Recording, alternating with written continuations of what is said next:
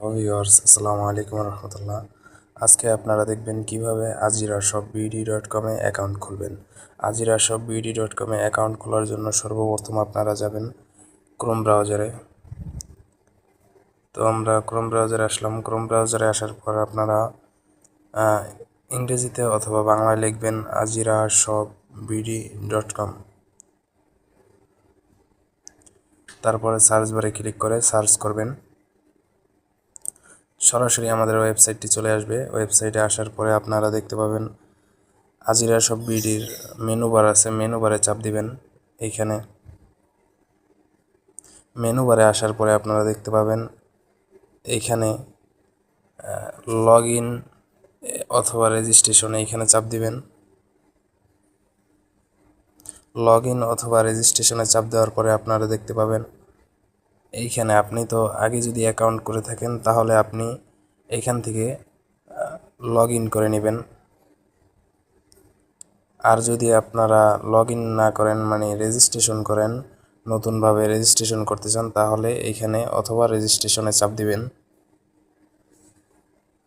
এইখানে আসার পর আপনি আপনার জিমেল এবং এখানে একটি আপনার মতো একটি পাসওয়ার্ড দিবেন। তারপরে আপনারা এখান থেকে সরাসরি সাবমিটে চাপ দিবেন।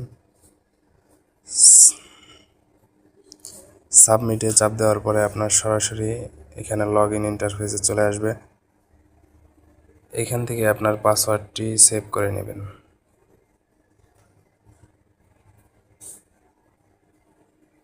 এবং আপনার যে জিমেলটি দিয়েছেন ওই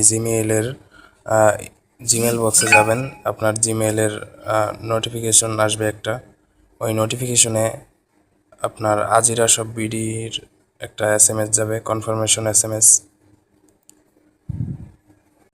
তো আমাদের এখানে উপরে শো করতেছে না SMS-টা, অনেক সময় আপনার SMS-গুলো স্প্যামে চলে যায়। তো আমরা স্প্যামে যাব। আপনারা যদি এখানে না পান, উপরে সর্বপ্রথম যদি কোনো SMS azirashopbd থেকে না আসে, তাহলে আপনারা এখানে চাপ দিবেন।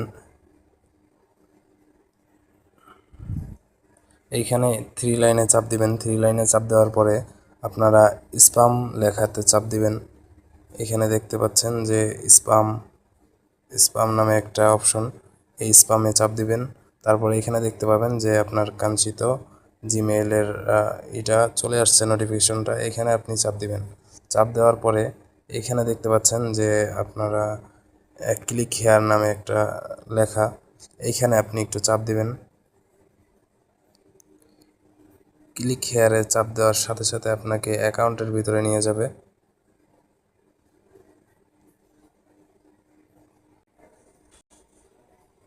তো অ্যাকাউন্টের এই জায়গায় আসার পরে আপনার অ্যাকাউন্টটি সম্পূর্ণভাবে হয়ে গিয়েছে।